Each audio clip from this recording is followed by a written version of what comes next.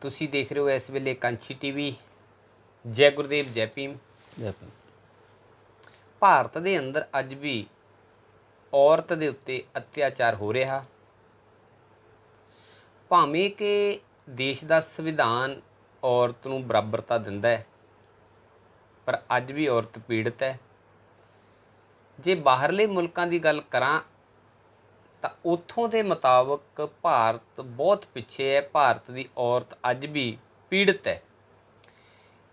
ਔਰਤ ਅੱਗੇ ਕਿਵੇਂ ਵਧੇਗੀ, ਬਰਾਬਰ ਕਿਵੇਂ ਆਏਗੀ ਤੇ ਆਪਣਾ ਜੀਵਨ ਅੱਛਾ ਕਿਵੇਂ ਨਿਵਾਰਨ ਕਰੇਗੀ, ਇਹਦੇ ਲਈ ਸਮਾਜ ਦੇ ਚਿੰਤਕ ਲੋਕ ਚਿੰਤਤ ਨੇ ਤੇ ਇਹਦੇ ਲਈ ਚਰਚਾ ਕਰਾਂਗੇ। ਅੱਜ ਅਸੀਂ ਪਹੁੰਚ ਕੀਤੀ ਹੈ ਐਡਵੋਕੇਟ SL ਵਿਰਦੀ ਸਾਹਿਬ ਹੋਣਾ ਦੇ ਕੋਲ। ਜਾਣਾਂਗੇ। ਵਿਰਦੀ ਸਾਹਿਬ, ਜੈ ਭੀਮ, ਜੈ ਗੁਰਦੇਵ। ਵਿਰਦੀ ਸਾਹਿਬ, ਅਸੀਂ ਜਾਣਨ ਦੇ ਵਾਸਤੇ ਆਏ ਹਾਂ ਕਿ ਇਹ ਦੇਸ਼ ਭਾਰਤ ਦੀ ਔਰਤ ਅੱਜ ਵੀ ਪੀੜਤ ਹੈ, ਅੱਜ ਵੀ ਅਤਿਆਚਾਰ ਹੋ ਰਿਹਾ। ਜੇ ਬਾਹਰਲੇ ਮੁਲਕਾਂ ਦੀ ਗੱਲ ਕਰੀਏ ਤੇ ਔਰਤ ਜਿਹੜੀ ਆ ਉੱਥੇ ਬਰਾਬਰ ਹੈ, ਬਰਾਬਰ ਦੇ ਹੱਕ ਹਕੂਕ ਆਜ਼ਾਦ ਹੈ। ਤੇ ਇੱਥੇ ਜੇ ਅੱਜ ਵੀ ਦੇਖੀਏ ਤੇ ਬਹੁਤ ਸਾਰੀਆਂ ਔਰਤਾਂ ਅੱਜ ਵੀ ਚਾਰ ਦੀਵਾਰੀ ਦੇ ਗੁਲਾਮ ਅੰਦਰ ਹੀ ਨੇ, ਜਾਂ ਉਹਨੇ ਹੱਕ ਹਕੂਕ ਜਾਂ ਦਬਾਇਆ ਜਾਂਦਾ, ਅਤਿਆਚਾਰ ਕੀਤੇ ਜਾਂਦੇ ਨੇ। ਕੀ ਕਹਿਣਾ ਚਾਹੋਗੇ ਤੁਸੀਂ ਇਹਦੇ ਲਈ? ਨਿਰਮਲ ਗੁੜਾ ਜੀ, ਔਰਤਾਂ ਦੀ ਜੋ ਸਥਿਤੀ ਆਪਣੇ ਦੇਸ਼ ਵਿੱਚ ਹੈ, ਇਹ ਬੜੀ ਗੰਭੀਰਤਾ ਦਾ ਵਿਸ਼ਾ ਹੈਗਾ ਜੀ। ਗੰਭੀਰਤਾ ਦਾ ਵਿਸ਼ਾ ਇਸ ਕਰਕੇ ਹੈਗਾ ਬਈ ਜਿਸ ਤਰ੍ਹਾਂ ਇਹ ਦੇਸ਼ ਦੇ ਜਿਹੜੇ ਦਲਿਤ ਸ਼ੋਸ਼ਿਤ ਸਮਾਜ ਦੇ ਲੋਕ ਆ ਜੀ, ਉਹਨਾਂ ਨੂੰ ਮਨੁੱਖੀ ਅਧਿਕਾਰਾਂ ਤੋਂ ਵੰਚਿਤ ਰੱਖਿਆ ਗਿਆ, ਉਸੇ ਤਰ੍ਹਾਂ ਇਹ ਜਿਹੜੀ ਔਰਤ ਆ ਇਹ ਦੇਸ਼ ਦੇ ਵਿੱਚ, ਉਹਨੂੰ ਵੀ ਮਨੁੱਖੀ ਅਧਿਕਾਰਾਂ ਤੋਂ ਵੰਚਿਤ ਰੱਖਿਆ ਗਿਆ ਹੈ ਜੀ। ਔਰ ਉਹਨੂੰ ਵੀ ਆਪਣਾ ਜਿਹੜਾ ਟੇਲੈਂਟ ਹੈ, ਉਹਦੇ 'ਚ ਜਿਹੜੀ ਲਿਆਕਤ ਹੈ, ਉਹਨੂੰ ਦਿਖਾਉਣ ਦੇ ਮੌਕੇ ਨਹੀਂ ਦਿੱਤੇ ਗਏ ਜੀ। ਔਰ ਇਹ ਜਿਹੜਾ ਇੱਥੇ ਇਹੋ ਜਿਹਾ ਸੱਭਿਆਚਾਰ ਕਿਉਂ ਪੈਦਾ ਹੋ ਗਿਆ, ਕਿਵੇਂ ਪੈਦਾ ਹੋ ਗਿਆ, ਇਹਦੇ ਬਾਰੇ 'ਚ ਡਾਕਟਰ ਅੰਬੇਡਕਰ ਨੇ ਇੱਕ ਕਿਤਾਬ ਲਿਖੀ ਹੈ, ਹਿੰਦੂ ਵੋਮੈਨ ਜੀ, rise and fall of Hindu women ਜੀ। ਜਿਹੜੀ ਭਾਰਤੀ ਔਰਤ ਹੈਗੀ ਆ ਬਈ ਉਹਦੇ ਪਤਨ ਦਾ ਕੀ ਕਾਰਨ ਹੈਗਾ। ਉਹਦੇ ਵਿੱਚ ਉਹ ਲਿਖਦੇ ਆ ਡਾਕਟਰ ਅੰਬੇਡਕਰ ਬਈ ਸਭ ਤੋਂ ਪਹਿਲਾਂ ਮਨੂ ਜਿਹੜਾ ਕਾਨੂੰਨ ਆ, ਮਨੂ ਸਿਮਰਤੀ ਹੈ ਜੀ ਜੀ, ਉਹਨੇ, ਕਿਉਂਕਿ ਮਨੂ ਸਿਮਰਤੀ ਜਿਹੜਾ ਉਹ 26 ਜਨਵਰੀ 1950 ਨੂੰ ਜਿਹੜਾ ਸੰਵਿਧਾਨ ਲਾਗੂ ਹੋਇਆ ਆਪਣੇ ਦੇਸ਼ ਦੇ ਵਿੱਚ, ਉਸ ਸੰਵਿਧਾਨ ਤੋਂ ਪਹਿਲਾਂ ਇੱਥੇ ਜਿਹੜਾ ਰਾਜ ਆ ਨਾ, ਵਿਵਸਥਾ ਹੈਗੀ ਆ, ਉਹ ਸਾਰੀ ਉਹਦੇ ਮੁਤਾਬਕ ਚੱਲੀ ਹੈਗੀ, ਉਹਦੇ ਮੁਤਾਬਕ। ਹੁਣ ਉਹਦੇ ਵਿੱਚ ਇਹ ਲਿਖਿਆ ਹੋਇਆ ਹੈਗਾ ਵੀ ਜਿਹੜੀ ਔਰਤ ਹੈ ਉਹ ਜਨਮ ਵੇਲੇ ਮਾਂ ਦੀ ਸੁਰੱਖਿਆ 'ਚ, ਜਦੋਂ ਉਹ ਜਵਾਨ ਹੁੰਦੀ ਆ ਤਾਂ ਉਹ ਭਰਾਵਾਂ ਦੀ ਸੁਰੱਖਿਆ 'ਚ, ਔਰ ਜਦੋਂ ਉਹ ਵਿਆਹੀ ਜਾਂਦੀ ਹੈਗੀ ਆ ਉਹ ਆਪਣੇ ਹਸਬੈਂਡ ਦੀ ਸੁਰੱਖਿਆ 'ਚ, ਜਦੋਂ ਉਹ ਬੁੱਢੀ ਹੋ ਜਾਂਦੀ ਹੈਗੀ ਆ ਤਾਂ ਉਹ ਆਪਣੇ ਪੁੱਤਰਾਂ ਦੀ ਸੁਰੱਖਿਆ 'ਚ ਰਹਿਣੀ ਚਾਹੀਦੀ ਹੈ। ਜਾਣੀ ਉਹਦੇ ਵਿੱਚ ਆਪਣੀ ਸੁਰੱਖਿਆ ਆਪ ਕਰਨ ਦਾ ਜਿਹੜਾ ਜੁਰਤ ਆ ਜੀ, ਜਾਂ ਉਹਦੇ 'ਚ ਇਹ ਚੇਤਨਾ ਆ ਆਪਣੀ ਰੱਖਿਆ ਆਪ ਕਰਨ ਦੀ, ਉਹ ਪੈਦਾ ਹੀ ਨਾ ਹੋ ਸਕੇ। ਔਰ ਇਹਦੇ ਪਿੱਛੇ ਬਹੁਤ ਵੱਡੇ ਕਾਰਨੂੰਨੀ ਦੱਸੇ ਹੈਗੇ ਜੀ। ਉਹਦੇ ਕਾਰਨਾਂ 'ਚ ਇੱਕ ਕਾਰਨ ਇਹ ਵੀ ਹੈਗਾ ਵੀ ਜਦੋਂ ਆਰੀਅਨ ਲੋਕ ਜਿਹੜੇ ਆ ਸਾਡੇ ਦੇਸ਼ ਦੇ ਵਿੱਚ ਧਾੜਵੀ ਬਣ ਕੇ ਆਏ ਹੈਗੇ, ਹਮਲਾਵਰ ਹੋ ਕੇ ਜੀ, ਉਹ ਘੋੜਿਆਂ ਦੇ ਉੱਤੇ ਆਪ ਤੇ ਆਪਣੇ ਗ੍ਰੰਥ ਤਾਂ ਨਾਲ ਲਿਆਉਂਦੇ ਸੀ, ਪਰ ਔਰਤਾਂ ਨੂੰ ਨਹੀਂ ਲਿਆਉਂਦੇ ਸੀ ਕੋਈ ਵੀ। ਜਦੋਂ ਦੇਸ਼ ਦੀਆਂ ਫੌਜਾਂ ਕਿਤੇ ਆਉਂਦੀਆਂ ਹੈਗੀਆਂ, ਪਹਿਲਾਂ ਆਦਮੀ ਆਉਂਦੇ ਹੈਗੇ, ਉਹ ਪਰਿਵਾਰ ਨਾਲ ਨਹੀਂ ਆਉਂਦੇ ਹੈਗੇ। ਹੁਣ ਯੂਕਰੇਨ ਦੇ ਵਿੱਚ ਰਸ਼ੀਅਨ ਫੌਜ ਹੀ ਗਈ ਹੋਈ ਹੈਗੀ ਆ, ਇੱਦਾਂ ਹੀ ਸਾਰੇ ਇਹੋ ਹੀ ਵਰਤਾਰਾ ਦੁਨੀਆ 'ਚ ਚੱਲਿਆ ਹੈ ਜੀ। ਉਹ ਔਰਤਾਂ ਨਹੀਂ ਨਾਲ ਲਿਆਉਂਦੇ ਹੁੰਦੇ ਸੀ, ਪਰ ਇੱਥੇ ਕਿਉਂਕਿ ਕਿੰਨਾ ਚਿਰ ਰਹਿ ਕੇ ਗਏ, ਉਹ ਕਿੰਨੇ ਸਾਲ ਰਹਿ ਕੇ ਗਏ, ਉਹ ਆਪਣਾ ਜਿਹੜਾ ਜੀਵਨ ਆ ਇੱਥੇ ਦੀਆਂ ਔਰਤਾਂ ਨਾਲ ਚਲਾਉਂਦੇ ਰਹੇ। ਪਰ ਉਹਨਾਂ ਨੂੰ ਇਹ ਪਤਾ ਸੀ ਵੀ ਇੱਥੇ ਸਾਡੀਆਂ ਨਹੀਂ ਹੈਗੀਆਂ, ਇਹ ਇੱਥੇ ਦੀਆਂ ਹੈਗੀਆਂ ਹੈਗਾ। ਇਸ ਕਰਕੇ ਵੀ ਜੇ ਇਹਨਾਂ ਨੂੰ ਬਰਾਬਰ ਅਧਿਕਾਰ ਦਿੱਤੇ ਗਏ ਤਾਂ ਇਹ ਫਿਰ ਚੇਤਨਾ ਆਉਣ ਦੇ ਨਾਲ ਬਰਾਬਰ ਰਾਜ ਭਾਗ ਵੀ ਮੰਗਣਗੇ। ਜੀ ਜੀ ਜੀ। ਇਸ ਕਰਕੇ ਉਹਨੇ ਇਹਨਾਂ ਦੇ ਉੱਤੇ ਇਹ ਜਿਹੜੀਆਂ ਪਾਬੰਦੀਆਂ ਲਾ ਕੇ ਉਹਨਾਂ ਨੂੰ ਪਛਾੜ ਦਿੱਤਾ ਹੈਗਾ। ਔਰ ਪਛੜਨ ਕਰਕੇ ਹੀ ਜਿਹੜਾ ਆ ਹੁਣ ਦੇਖੋ, ਜਿੱਦਾਂ ਜੇ ਦਲਿਤ ਲੋਕ ਸਕੂਲ 'ਚ ਨਹੀਂ ਜਾ ਸਕਦੇ ਸੀ, ਵਿੱਦਿਆ ਪ੍ਰਾਪਤ ਨਹੀਂ ਕਰ ਸਕਦੇ ਸੀ, ਔਰਤ ਵੀ ਨਹੀਂ ਕਰ ਸਕਦੀ ਸੀ। ਬਿਲਕੁਲ। ਔਰ ਕੋਈ ਜੇ ਉਹ ਪ੍ਰਾਪਰਟੀ ਇਹਨਾਂ ਦੇ ਨਾਂ 'ਤੇ ਨਹੀਂ ਹੋ ਸਕਦੀ ਸੀ ਤਾਂ ਉਹਦੇ ਨਾਂ 'ਤੇ ਵੀ ਨਹੀਂ ਹੋ ਸਕਦੀ ਸੀਗੀ। ਜਾਣੀ ਉਹਨੂੰ ਸਾਰੇ ਹੀ ਜਿਹੜੇ ਅਧਿਕਾਰ ਹੈ। ਹੁਣ ਦੇਖੋ, ਕੁਦਰਤ ਜਿਹੜੀ ਹੈ ਨਾ, ਜਦੋਂ ਕੋਈ ਪ੍ਰਾਣੀ ਪੈਦਾ ਹੁੰਦਾ ਇਸ ਧਰਤੀ ਦੇ ਉੱਤੇ, ਜਦੋਂ ਕੋਈ ਪ੍ਰਾਣੀ ਪੈਦਾ ਹੁੰਦਾ ਤਾਂ ਕੁਦਰਤ ਉਹਨੂੰ ਜਿਹੜੀ 5 ਅਧਿਕਾਰ ਦਿੰਦੀ ਆ। ਜੀ। ਪਹਿਲਾ ਜੀਂਦੇ ਰਹਿਣ ਦਾ ਅਧਿਕਾਰ ਦਿੰਦੀ ਆ। ਜੀਂਦੇ ਰਹਿਣ ਲਈ ਉਹਨੂੰ ਆਪਣੀ ਰੋਟੀ ਰੋਜੀ ਕਮਾਉਣ ਦਾ ਅਧਿਕਾਰ ਦਿੰਦੀ ਆ। ਔਰ ਫਿਰ ਉਹ ਜਿਹੜਾ ਉਹਨੂੰ ਜਿਹੜਾ ਮਨ ਮਰਜ਼ੀ ਦਾ ਜੀਵਕਾ ਚਲਾਉਣ ਲਈ ਕਿੱਤਾ ਕਰਨ ਦਾ ਅਧਿਕਾਰ ਦਿੰਦੀ ਹੈਗੀ ਆ। ਫਿਰ ਜਿਹੜੀਆਂ ਕੁਦਰਤੀ ਆਫਤਾਂ ਆਉਂਦੀਆਂ ਹੈਗੀਆਂ, ਗਰਮੀ ਹੈ, ਸਰਦੀ ਹੈ, ਬਰਸਾਤ ਹੈ, ਉਹਨਾਂ ਤੋਂ ਬਚਣ ਲਈ ਤਨ ਢੱਕਣ ਦਾ ਅਧਿਕਾਰ ਦਿੰਦੀ ਹੈਗੀ ਆ ਕੁਦਰਤ। ਔਰ ਪੰਜਵਾਂ ਇਹ ਵੀ ਦਿੰਦੀ ਹੈਗੀ ਆ ਬਈ ਉਹ ਆਪਣਾ ਦਿਨ ਭਰ ਦੇ ਕੰਮ ਕਰਨ ਤੋਂ ਬਾਅਦ ਉਹ ਥੱਕੇਗਾ ਮਨੁੱਖ, ਔਰ ਉਹਨੂੰ ਆਰਾਮ ਚਾਹੀਦਾ ਤੇ ਉਹ ਆਪਣਾ ਘਰ ਬਣਾ ਸਕਦਾ ਹੈਗਾ। ਈਵਨ ਜਾਨਵਰ ਤੇ ਜਨੌਰ ਵੀ ਆਪਣੇ ਘਰ ਬਣਾਉਂਦੇ ਹੈਗੇ ਆ। ਪਰ ਇਹ ਭਾਰਤ ਦੇਸ਼ ਦੇ ਵਿੱਚ ਜਿਹੜਾ ਹਿੰਦੁਸਤਾਨ, ਜਿਹਨੂੰ ਕਿ ਧੱਕੇ ਨਾਲ ਕਿਹਾ ਜਾਂਦਾ ਹੈਗਾ, ਉਹਦੇ ਵਿੱਚ ਇਹ ਪੰਜੇ ਜਿਹੜੇ ਇੱਕ ਤਾਂ ਮਨੁੱਖੀ ਅਧਿਕਾਰ ਹੁੰਦੇ ਹੈਗੇ ਆ। ਦੁਨੀਆ ਵਿੱਚ ਮਨੁੱਖੀ ਅਧਿਕਾਰ ਤਾਂ ਖੋਏ ਗਏ ਆ ਗੁਲਾਮਾਂ ਦੇ, ਉਹ ਮਜ਼ਦੂਰਾਂ ਦੇ, ਪਰ ਕੁਦਰਤੀ ਅਧਿਕਾਰ ਨਹੀਂ ਖੋਏ ਗਏ। ਸਾਡਾ ਹੀ ਇੱਕ ਦੇਸ਼ ਹੈ ਜਿੱਥੇ ਮਨੁੱਖੀ ਅਧਿਕਾਰ ਵੀ ਤੇ ਕੁਦਰਤੀ ਅਧਿਕਾਰ ਵੀ। ਔਰਤ ਮਨ ਮਰਜ਼ੀ ਦਾ ਜੀਵਨ ਨਹੀਂ ਜੀ ਸਕਦੀ, ਉਹਨੂੰ ਚਾਰ ਦੀਵਾਰੀ ਦੇ ਅੰਦਰ ਗੁਲਾਮ ਬਣ ਕੇ ਕੰਮ ਰਹਿਣਾ ਪਏਗਾ। ਮਨ ਮਰਜ਼ੀ ਦਾ ਉਹ ਖਾਣਾ ਨਹੀਂ ਖਾ ਸਕਦੀ। ਸਵੇਰੇ ਸਭ ਤੋਂ ਪਹਿਲਾਂ ਉੱਠੇ, ਸ਼ਾਮ ਨੂੰ ਸਭ ਤੋਂ ਬਾਅਦ ਸੌਵੇਂ, ਖਾਣਾ ਬਚਿਆ ਕੁਚਿਆ ਖਾਵੇ। ਮਨ ਮਰਜ਼ੀ ਦਾ ਉਹ ਕਿੱਤਾ ਨਹੀਂ ਕਰ ਸਕਦੀ। ਬਸ ਤੇਰਾ ਤਾਂ ਕੰਮ ਆਦਮੀ ਨੂੰ ਖੁਸ਼ ਕਰਨਾ ਹੀ ਲਿਖਿਆ, ਕਲੀਅਰ ਕੱਟ ਲਿਖਿਆ ਹੈ ਸ਼ਾਸਤਰਾਂ ਦੇ ਵਿੱਚ ਬਈ ਤੇਰੀ ਇੱਕੋ ਇੱਕ ਕੁਆਲਿਟੀ ਆ ਔਰਤ ਦੀ, ਵੀ ਤੂੰ ਆਪਣੇ ਪਤੀ ਨੂੰ ਖੁਸ਼ ਕਿੱਦਾਂ ਰੱਖਣਾ ਹੈਗਾ। ਇਸ ਕਰਕੇ ਜਦੋਂ ਪਤੀ ਗਏ ਵੀ ਹੁੰਦੇ ਦਿਨੇ, ਬਾਅਦ 'ਚ ਪਿੰਡਾਂ ਦੇ ਵਿੱਚ ਜਾਂ ਆਮ ਲੋਕਾਂ 'ਚ ਘਰਾਂ 'ਚ ਔਰਤਾਂ ਆਪਣੇ ਹਾਰ ਸ਼ਿੰਗਾਰ 'ਚ ਹੀ ਲੱਗੀਆਂ ਰਹਿੰਦੀਆਂ, ਕਿਉਂਕਿ ਇਹ ਸੱਭਿਅਤਾ ਹੈ, ਇਹ ਸਿਖਾਇਆ ਗਿਆ ਹੈਗਾ।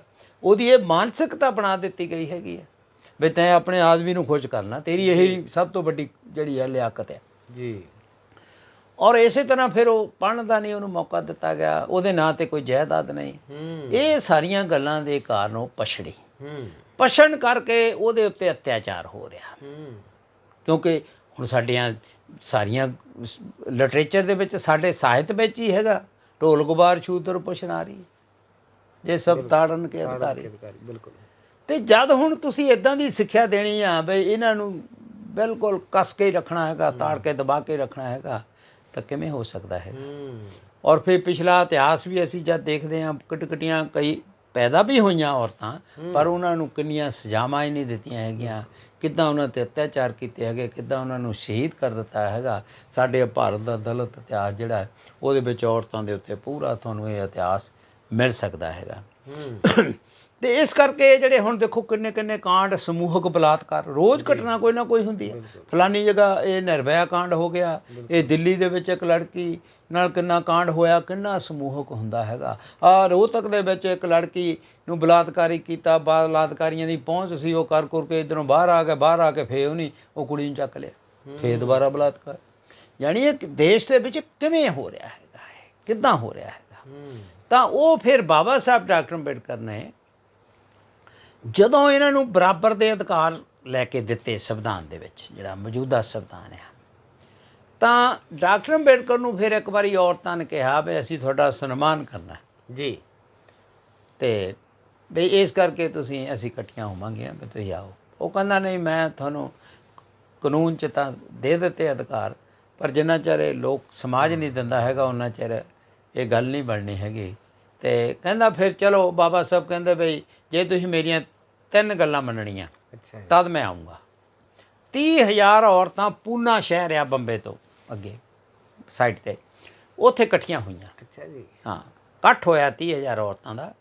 ਉੱਥੇ ਫਿਰ ਡਾਕਟਰ ਅੰਬੇਡਕਰ ਗਏ ਔਰ ਉਹਨਾਂ ਨੇ ਬੋਲਦਿਆਂ ਨੇ ਕਿਹਾ ਵੀ ਪਹਿਲੀ ਗੱਲ ਇਹ ਆ ਮੇਰੀ ਭੈਣੋ ਭਰਾਵੋ ਮੇਰੀ ਮਤਾਓ, ਪਹਿਲੀ ਗੱਲ ਮੇਰੀ ਤੁਹਾਡੇ ਨਾਲ ਇਹ ਹੈਗੀ ਹੈ ਬਈ ਤੁਹਾਡੇ ਮਨਾਂ ਦੇ ਵਿੱਚ ਸਾਡੇ ਸਾਧ ਸੰਤਾਂ ਨੇ, ਪੀਰਾਂ ਫਕੀਰਾਂ ਨੇ, ਸਾਰਿਆਂ ਨੇ ਇਹ ਗੱਲ ਵਸਾਈ ਹੈਗੀ ਆ ਬਈ ਔਰਤਾਂ ਸਿਰਫ ਬੱਚਾ ਜੰਮਦੀਆਂ ਹੈਗੀਆਂ, ਬੱਚੇ ਦਾ ਭਵਿੱਖ ਨਹੀਂ ਸਿਰਜਦੀਆਂ, ਉਹਦੀ ਕਿਸਮਤ ਨਹੀਂ ਬਣਾਉਂਦੀਆਂ ਹੈਗੀਆਂ, ਔਰ ਜੋ ਕਿਸਮਤ 'ਚ ਲਿਖਿਆ ਹੈਗਾ ਉਹੀ ਭੋਗਣਾ ਹੈਗਾ। ਅਤੇ ਤੁਸੀਂ ਜੇ ਦੁੱਖ ਭੋਗ ਰਹੀਆਂ ਤਾਂ ਇਹ ਤੁਹਾਡੇ ਪਿਛਲੇ ਕਰਮਾਂ ਦਾ ਫਲ ਹੈਗਾ। ਕਹਿੰਦਾ ਬਾਬਾ ਸਾਹਿਬ ਕਹਿੰਦੇ ਪਹਿਲਾਂ ਤਾਂ ਆਪਣੇ ਗੱਲ 'ਚ ਮਨ 'ਚੋਂ ਕੱਢ ਦਿਓ। ਅੱਛਾ ਜੀ। ਦੂਜੀ ਗੱਲ ਇਹ ਹੈਗਾ ਬਈ ਜਿਹੜੀ ਬੱਚਿਆਂ ਦੀ ਕਿਸਮਤ ਜਾਂ ਆਪਣੀ ਅੱਛਾ ਨਹੀਂ ਬਣਾ ਸਕਦੀਆਂ ਇਹ ਵੀ ਗੱਲ ਕੱਢੋ। ਉਹਨਾਂ ਨੇ ਉਦਾਹਰਨ ਦੇ ਕੇ ਸਮਝਾਇਆ। ਥੋੜਾ ਜੀ ਬਾਬਾ ਸਾਹਿਬ ਕਹਿੰਦੇ ਵਿਆਹ ਮੋਹਰੇ ਤੁਹਾਡੇ 5-5 6-6 ਸਾਲ ਦੀਆਂ ਬੱਚੀਆਂ ਬੈਠੀਆਂ ਹੈਗੀਆਂ। ਹੁਣ ਇਹ ਬੱਚੀਆਂ ਜਿਹੜੀਆਂ ਜੇ ਤੁਸੀਂ ਇਹਨਾਂ ਦੇ ਹੱਥ ਵਿੱਚ ਰੰਬਾ ਦੇ ਕੇ ਭੇਜਣਾ ਤਾਂ ਇਹਨਾਂ ਦੀ ਕਿਸਮਤ 'ਚ ਘਾਹ ਖੋਦਣਾ ਲਿਖਿਆ ਜਾਣਾ ਹੈਗਾ। ਜੇ ਤੁਸੀਂ ਇਹ ਬੱਚਿਆਂ ਦੇ ਹੱਥ ਝਾੜੂ ਦੇ ਕੇ ਸਫਾਈ ਕਰਨ ਭੇਜਣਾ ਤਾਂ ਇਹਨਾਂ ਦੀ ਕਿਸਮਤ 'ਚ ਗੰਦਗੀ ਉਠਾਉਣਾ ਲਿਖਿਆ ਜਾਣਾ ਹੈਗਾ। ਪਰ ਜੇ ਤੁਸੀਂ ਇਹਨਾਂ ਦੇ ਹੱਥਾਂ 'ਚੋਂ ਰੰਬੇ ਝਾੜੂ ਖੋਹ ਲਵੋ, ਖੋਹ ਕੇ ਇਹਨਾਂ ਦੇ ਹੱਥਾਂ 'ਚ ਕਿਤਾਬਾਂ ਦੇ ਦਿਓ। ਇਹ ਠੀਕ ਹੈ ਬਈ ਆ ਮੌਜੂਦਾ ਸੰਵਿਧਾਨ ਤੋਂ ਪਹਿਲਾਂ, ਸਾਡੇ ਸੰਘਰਸ਼ ਤੋਂ ਪਹਿਲਾਂ ਤੁਸੀਂ ਨਹੀਂ ਜਾ ਸਕਦੀਆਂ ਇਸ ਸਕੂਲਾਂ 'ਚ ਪੜ੍ਹਨ ਵਾਸਤੇ ਹੋਰ ਵੀ, ਪਰ ਮੈਂ ਉਹ ਦੁਬਾਰ ਢਾਹ ਦਿੱਤੀ ਹੈਗੀ ਆ। ਹੁਣ ਤੁਸੀਂ ਜਿੱਥੇ ਮਰਜ਼ੀ ਜਾ ਕੇ ਜਿੰਨਾ ਪੜ੍ਹਨਾ ਚਾਹੋ ਪੜ੍ਹ ਸਕਦੀਆਂ ਹੈਗੀਆਂ। ਮੈਂ ਸੰਵਿਧਾਨ ਦੇ ਵਿੱਚ ਵੀ ਇਹ ਤੁਹਾਡੇ ਵਿੱਦਿਆ ਦੇ ਉਪਰਾਲੇ ਕੀਤੇ ਹੈਗੇ ਆ, ਅਤੇ ਇਸ ਕਰਕੇ ਤੁਸੀਂ ਇਹਨਾਂ ਨੂੰ ਸਕੂਲੇ ਭੇਜੋ ਤਾਂ ਇਹ ਪੜ੍ਹ ਲਿਖ ਕੇ ਡਾਕਟਰ, ਵਕੀਲ, ਇੰਜੀਨੀਅਰ ਜਦ ਬਣਨਗੀਆਂ ਤਾਂ ਆਟੋਮੈਟਿਕ ਇਹਨਾਂ ਦਾ ਜਿਹੜਾ ਜੀਵਨ ਹੈ ਉਹ ਅੱਛਾ ਹੋ ਜਾਏਗਾ, ਸੁਖਮਈ ਹੋ ਜਾਏਗਾ। ਤਾਂ ਫਿਰ ਉਹਨਾਂ ਨੇ ਇਹ ਸਾਰੀ ਜਿਹੜੀ ਗੱਲ ਆ ਉਹਨਾਂ ਨੇ ਕਿਹਾ ਬਈ ਜਿੰਨਾ ਚਿਰ ਸਾਡੇ ਦੇਸ਼ ਦੇ ਵਿੱਚ ਜਿਹੜੀ ਨਾਰੀ ਆ ਉਹਨੂੰ 2 ਨੰਬਰ ਦਾ ਹੀ ਸਿਟੀਜ਼ਨ ਸਮਝਦੇ ਰਹਾਂਗੇ, ਸੈਕੰਡ ਕਲਾਸ ਸਿਟੀਜ਼ਨ ਨਹੀਂ ਸਮਝਦੇ ਰਹਾਂਗੇ, ਉਹਨਾਂ ਚਿਰ ਇਹ ਦੇਸ਼ ਦੀ ਔਰਤ ਦੇ ਜਿਹੜੀ ਆ ਉਹ ਤੋਂ ਨਾ ਅਤਿਆਚਾਰ ਬੰਦ ਹੋਣੇ ਹੈਗੇ ਆ, ਨਾ ਉਹਨੂੰ ਬਰਾਬਰ ਆਉਣਾ ਹੈਗਾ ਆ, ਅਤੇ ਨਾ ਇਹ ਮਰਦ ਪ੍ਰਧਾਨ ਸਮਾਜ ਨੇ ਉਹਨਾਂ ਨੂੰ ਉੱਠਣ ਦੇਣਾ ਹੈਗਾ। ਇਸ ਲਈ ਭੈਣੋ ਉੱਠੋ, ਆਪਣੇ ਤੁਸੀਂ ਅਧਿਕਾਰ ਸੰਵਿਧਾਨ 'ਚ ਜਿਹੜੇ ਤੁਹਾਨੂੰ ਦਿੱਤੇ ਗਏ ਹੈਗੇ ਉਹਨਾਂ ਨੂੰ ਵਰਤ ਕੇ ਅੱਗੇ ਆਓ। ਅੱਗੇ ਆ ਕੇ ਤੁਸੀਂ ਇਹ ਜਿਹੜੀ ਦੇਸ਼ ਦੀ ਲੁੱਟਮਈ ਵਿਵਸਥਾ ਹੈਗੀ, ਸਮਾਜ ਦੀ ਜਿਹੜੀ ਅੰਧ ਵਿਸ਼ਵਾਸੀ ਵਿਵਸਥਾ ਹੈਗੀ ਆ, ਇੱਕ ਔਰਤ ਹੀ ਸਮਾਜ ਦੇ ਵਿੱਚ ਸੁਧਾਰ ਲਿਆ ਸਕਦੀ ਹੈਗੀ ਆ। ਬੰਦਾ ਤਾਂ ਰਾਤ ਦਿਨ ਕੰਮ 'ਚ ਲੱਗਿਆ ਰਹਿੰਦਾ। ਬੱਚਿਆਂ ਨੂੰ ਜੇ ਕਹਿੰਦਾ ਬਈ ਫਿਰ ਉਹ ਕਹਿੰਦੇ ਵੀ ਲੜਕੇ ਨੂੰ ਲੜਕੀ ਨੂੰ ਵੱਧ ਪੜਾਓ, ਕਿਉਂਕਿ ਕਹਿੰਦੇ ਇਹਨਾਂ ਅੱਗੇ ਚੱਲ ਕੇ ਮਾਂ ਬਣਨਾ। ਬਿਲਕੁਲ। ਜੇ ਮਾਂ ਪੜ੍ਹੀ ਲਿਖੀ ਹੋਊਗੀ, ਅੰਧ ਵਿਸ਼ਵਾਸੀ ਨਹੀਂ ਹੋਊਗੀ, ਤਰਕਸ਼ੀਲ ਹੋਊਗੀ ਅਤੇ ਉਹ ਗਿਆਨਵਾਨ ਹੋਊਗੀ ਤਾਂ ਉਹ ਬੱਚਿਆਂ ਨੂੰ ਅੱਛਾ ਬੋਲਣਾ, ਬੈਠਣਾ, ਉੱਠਣਾ ਸਿੱਖਣਾ ਸਿਖਾਏਗੀ, ਜਿਹਦੇ ਨਾਲ ਇੱਕ ਪਰਿਵਾਰ ਵਧੀਆ ਬਣ ਜਾਏਗਾ, ਗਿਆਨਸ਼ੀਲ ਪਰਿਵਾਰ ਬਣ ਜਾਏਗਾ, ਬੁੱਧੀਮਾਨ ਪਰਿਵਾਰ ਬਣ ਜਾਏਗਾ। ਪਰਿਵਾਰਾਂ ਦੇ ਇਕੱਠ ਨਾਲ ਸਮਾਜ ਬਣਦਾ ਹੈਗਾ, ਅਤੇ ਸਮਾਜ ਦੇ ਜਦੋਂ ਸਾਰਾ ਸਮਾਜ ਇੱਦਾਂ ਦਾ ਹੋ ਜਾਏਗਾ ਪੜ੍ਹਿਆ ਲਿਖਿਆ ਔਰ ਬੁੱਧੀਮਾਨ, ਤਾਂ ਫਿਰ ਆਪਣੇ ਆਪ ਦੇਸ਼ ਵੀ ਜਿਹੜਾ ਵਧੀਆ ਬਣ ਜਾਏਗਾ, ਰਾਜ ਵੀ ਵਧੀਆ ਬਣ ਜਾਏਗਾ। ਇਸ ਲਈ ਔਰਤਾਂ ਨੂੰ ਆਪਣੇ ਤੋਂ ਅਤਿਆਚਾਰ ਖਤਮ ਕਰ ਲਈ, ਆਪਣੇ ਨਾਲ ਹੋ ਰਹੀ ਬੇਇਨਸਾਫੀ ਨੂੰ ਖਤਮ ਕਰ ਲਈ ਖੁਦ ਉੱਠਣਾ ਪੈਣਾ ਹੈਗਾ ਔਰ ਆਪਣੇ ਹੱਕਾਂ ਲਈ ਉਹਨਾਂ ਨੂੰ ਸੰਘਰਸ਼ ਕਰਨਾ ਚਾਹੀਦਾ ਹੈ। ਬਿਲਕੁਲ ਜੀ। ਔਰਤ ਦੀ ਤਰੱਕੀ ਤਦ ਹੀ ਹੋ ਸਕਦੀ ਹੈ, ਅਤਿਆਚਾਰ ਤਦ ਹੀ ਬੰਦ ਹੋ ਸਕਦੇ ਨੇ। ਜਿਵੇਂ ਬਿਰਦੀ ਸਾਹਿਬ ਹੋਣਾ ਨੇ ਵੀ ਗੱਲ ਕੀਤੀ ਹੈ, ਜਿਵੇਂ ਬਾਬਾ ਸਾਹਿਬ ਵੀ ਉਸ ਵੇਲੇ ਕਿਹਾ ਕਰਦੇ ਸੀ, ਔਰਤ ਨੂੰ ਜਾਗਰੂਕ ਹੋਣਾ ਪਏਗਾ, ਵੱਧ ਤੋਂ ਵੱਧ ਪੜ੍ਹਨਾ ਪਏਗਾ, ਗਿਆਨਵਾਨ ਹੋਣਾ ਪਏਗਾ, ਫਿਰ ਔਰਤ 'ਤੇ ਅਤਿਆਚਾਰ ਬੰਦ ਹੋਣਗੇ। ਅਤੇ ਔਰਤ ਨੂੰ ਅੰਧ ਵਿਸ਼ਵਾਸ ਤੋਂ ਵੀ ਪਰੇ ਹੋਣਾ ਪਏਗਾ। ਔਰਤਾਂ ਚੰਗੀ ਤਰ੍ਹਾਂ ਜਾਣਦੀਆਂ, ਇੱਕ ਦੂਜੇ ਵੱਲ ਦੇਖੋ ਕਿ ਕਿਵੇਂ ਅਸੀਂ ਅੰਧ ਵਿਸ਼ਵਾਸ ਦੇ ਵਿੱਚ ਜਕੜੇ ਹੋਏ ਹਾਂ, ਫਸੇ ਹੋਏ ਹਾਂ। ਇਸ ਅੰਧ ਵਿਸ਼ਵਾਸ ਤੋਂ ਪਰੇ ਹੋ ਕੇ ਵੱਧ ਤੋਂ ਵੱਧ ਵਿੱਦਿਆ ਹਾਸਲ ਕਰਨ ਦੀ ਲੋੜ ਆ। ਫਿਰ ਔਰਤ 'ਤੇ ਅਤਿਆਚਾਰ ਨਹੀਂ ਹੋਏਗਾ ਅਤੇ ਔਰਤ ਆਜ਼ਾਦ ਹੋਏਗੀ, ਘਰ ਵਾਲੇ ਦੇ ਨਾਲ, ਪਤੀ ਦੇ ਨਾਲ ਮੋਢਾ ਜੋੜ ਕੇ ਉਹ ਵੀ ਬਰਾਬਰਤਾ ਵਾਲੇ ਜਿਹੜੇ ਹੱਕ ਹੈ ਉਹ ਪ੍ਰਾਪਤ ਕਰੇਗੀ। ਬਿਰਦੀ ਸਾਹਿਬ ਤੁਹਾਡਾ ਬਹੁਤ ਬਹੁਤ ਧੰਨਵਾਦ ਜੀ। ਜੈ ਭੀਮ ਜੀ। ਜੈ ਭੀਮ। ਅਤੇ ਤੁਸੀਂ ਦੇਖਦੇ ਰਹੋ ਕਾਂਚੀ TV। ਤੁਹਾਡਾ ਬਹੁਤ ਸਾਰਿਆਂ ਦਾ ਬਹੁਤ ਬਹੁਤ ਧੰਨਵਾਦ ਜੀ। ਜੈ ਭੀਮ, ਜੈ ਗੁਰਦੇਵ।